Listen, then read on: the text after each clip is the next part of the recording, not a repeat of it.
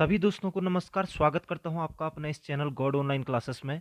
दोस्तों, जैसा कि हम उत्तराखंड लोक सेवा आयोग के अंतर्गत उत्तराखंड पीसीएस और साथ ही उत्तराखंड अधीनस्थ सेवा चयन आयोग के अंतर्गत उत्तराखंड पुलिस सब इंस्पेक्टर और कांस्टेबल भर्ती और साथ ही साथ उत्तराखंड समूहों की अंतर्गत पटवारी, लेखपाल और अन्य प्रकार की भर्तियों की तैयारी कर रहे हैं दोस्तों। और जैसा कि आप लोगों को पता है, मैं पिछली वीडियो में आप लोगों के सामने जो विंसर ईयरबुक 2022 की आई है, ठीक है दोस्तों, तो उससे संबंधित जो अपडेटेड क्वेश्चन है और जो इम्पोर्टेंट क्वेश्चन मुझे लगे उनको एक संकलन करके आपके सामने लेके आ रहा हूं। और ये मेरी उसी सीरीज पर आधारित दूसरी वीडियो है दोस्तों। अगर आपने पहली वाली वीडियो नहीं देखी है तो आप उसे भी जरूर देख लीजिएगा, क्योंकि बहुत ज़्यादा इंपॉर्टेंट और परीक्षा उपयोगी प्रश्न है उसमें।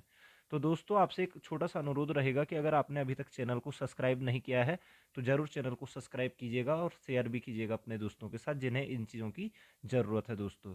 क्योंकि आपके लिए मैं अच्छे अच्छे क्वेश्चनों की वीडियो बनाते हुए आता रहता हूं दोस्तों। तो चलते हैं दोस्तों आज के पहले क्वेश्चन की ओर, जो कि बिनसर ईयरबुक 2022 से लिया है मैंने। ठीक है। अब क्वेश्चन है कि सुदर्शन साहा की किस पुस्तक में गढ़ नरेशों की वंशावलियां दी गई हैं।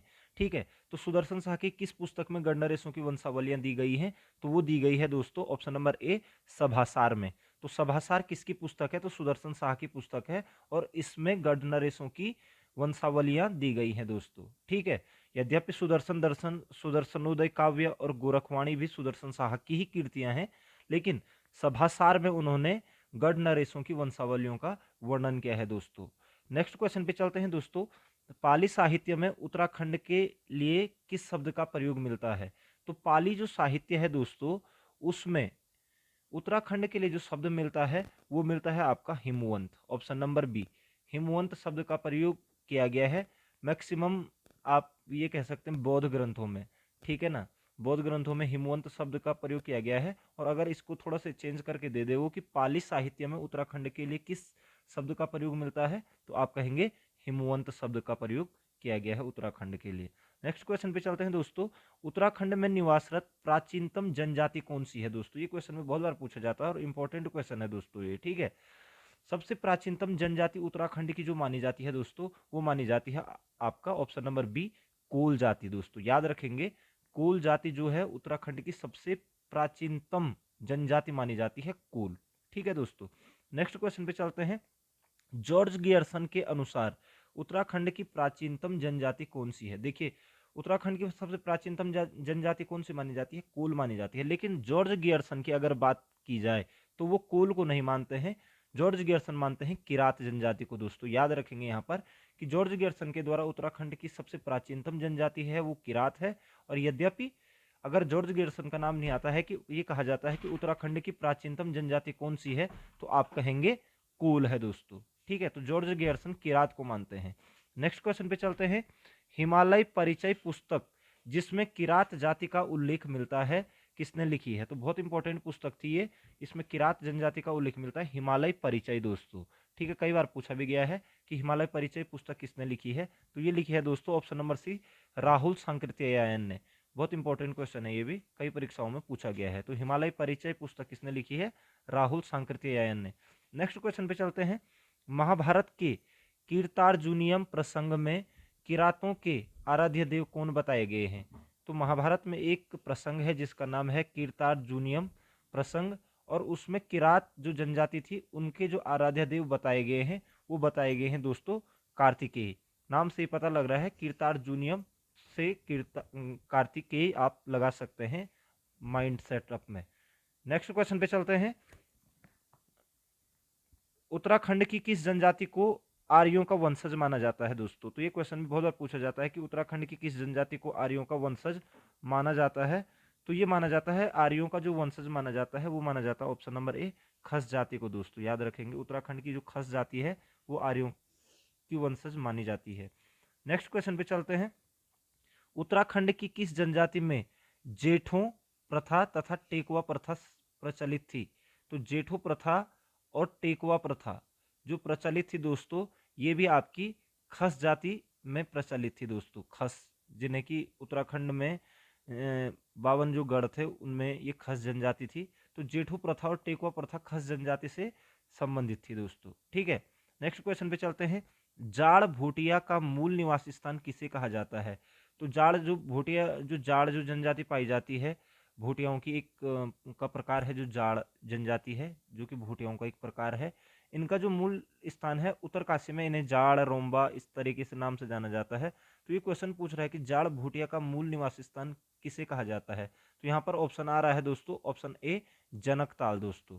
ठीक है, नेलांग घाटी में है ये जनकताल, उत्तरकाशी में, याद रखेंगे आप। तो जाड़ भूटिया का मूल निवासी स्थान जनकताल से माना जाता है, और जनकताल आपका उत्तरकाशी के नेलांग घाटी में है दोस्तों। नेक्स्ट क्वेश्चन पे चलते हैं दोस्तों। रोम्बा किस जनजाति की भाषा है? तो रोम्बा एक भाषा है, अभी मैं बात भी कर चुका हूं। तो रोम्बा भूटिया जनजाति की भाषा है दोस्तों। रोम्बा किस जनजाति की भाषा है? तो भूटिया आप याद रखेंगे।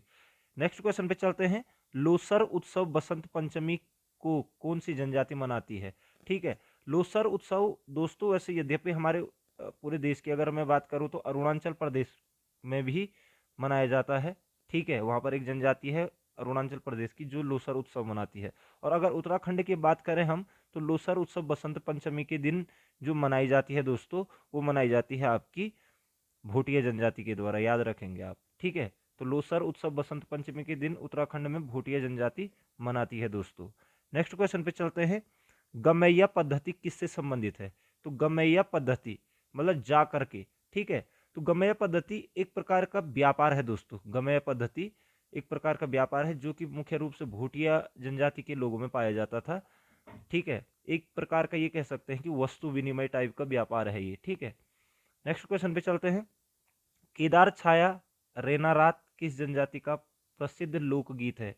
तो केदार छाया रेना रात ये जो प्रसिद्ध लोकगीत है दोस्तों, ये है आपका जोनसारी, जोनसारी जनजाति का प्रमुख लोकगीत है दोस्तों। इसको भी माइंड में कर लीजिएगा, काफी बार पूछा जाता है ये भी परीक्षाओं में। तो केदार छाया और रेना रात जो प्रसिद्ध लोकगीत है ये, तो ये जोनसारी का है। कई बार इस प्रकार से प्रश्न पूछ लिया जाता है कि केदार छाया या रेना रात क्या है, तो आप कहेंगे लोकगीत है। ठीक है, तो ये लोकगीत है आपका जोनसार का दोस्तों। नेक्स्ट क्वेश्चन पे चलते हैं। जोनसार के प्रथम आशु कवि कौन थे? तो जोनसार के प्रथम आशु कवि, ये क्वेश्चन बहुत बार पूछा गया है। तो जोनसार के प्रथम आशु कवि थे पंडित शिवराम जी, याद रखेंगे ऑप्शन नंबर सी। पंडित शिवराम को जोनसार के प्रथम आशु कवि होने का दर्जा प्राप्त है दोस्तों। ठीक है, और इन्होंने काफी सारी पुस्तकें लिखी हुई हैं। ठीक है, तो जोनसार के प्रथम आशु कवि होगी पंडित शिवराम। नेक्स्ट क्वेश्चन पे चलते हैं।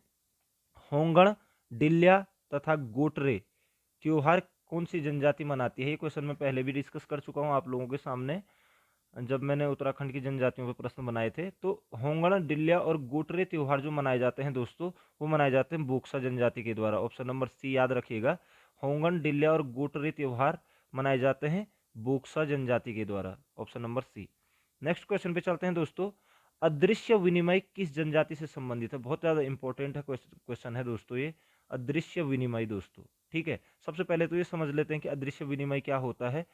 ये जो अदृश्य विनिमय किया जाता है, ये किया जाता है राजी जनजाति के द्वारा, याद रखेंगे। और अदृश्य विनिमय क्या होता है? ये राजी जनजाति के जो लोग होते थे, पहले ये जंगलों में, बनरौत भी कहा जाता है इनको, जंगलों में रहते थे।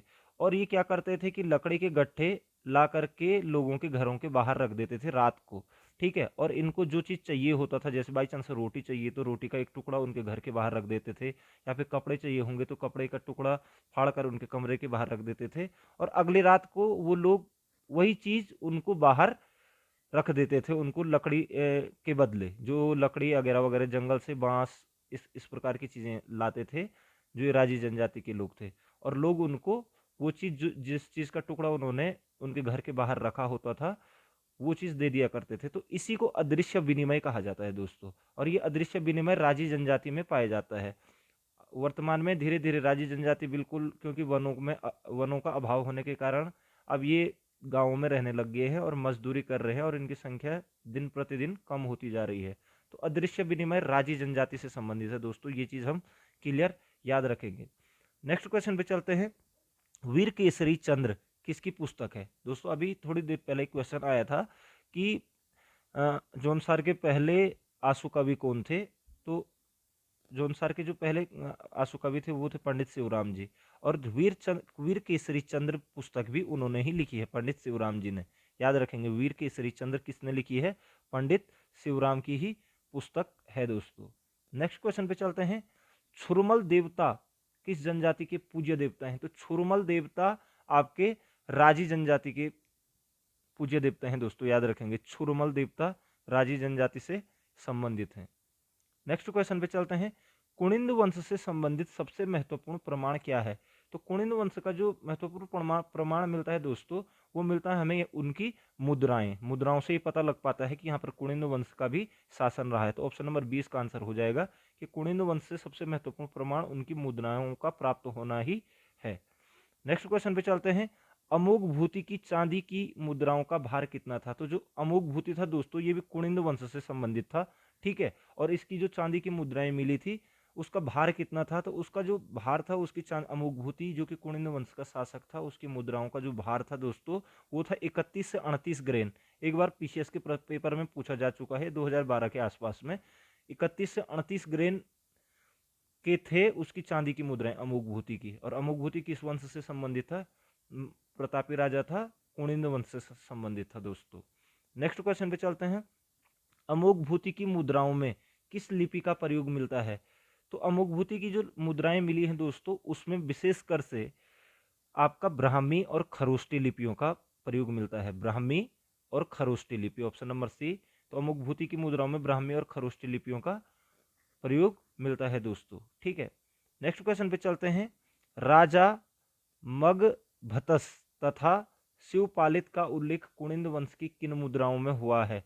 तो राजा मगभतस और शिवपालित का उल्लेख जो हुआ है, वो हुआ है आपका अल्मोड़ा प्रकार की मुद्राओं में, ठीक है। जो अल्मोड़ा प्रकार की जो मुद्राएं प्राप्त हुई थी कुनिंद वंश की, उसमें राजा मगभतस और शिवपालित का उल्लेख मिलता है दोस्तों। तो ये क्वेश्चन भी आ सकता है, आप इसको क्लियर कर लीजिएगा, ठीक है।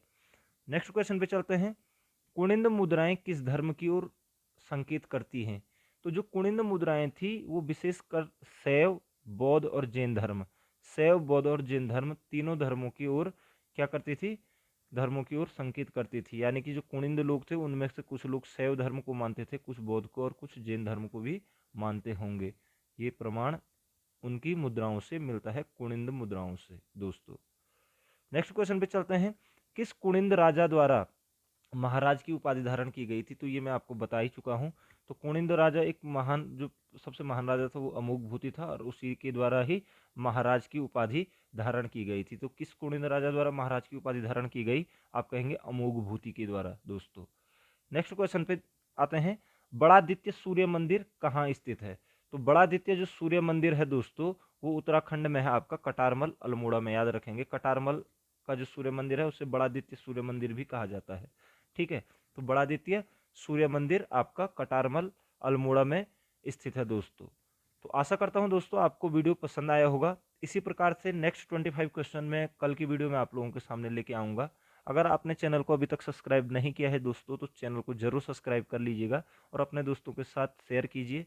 अगर आपको कोई परेशानी होती है तो आप कमेंट बॉक्स में मुझे लिख सकते हैं दोस्तों। तो आपका समय शुभ हो, आपके उज्जवल भविष्य की कामना करता हूँ। जय हिंद, जय भारत। मिलते हैं अगली वीडियो में।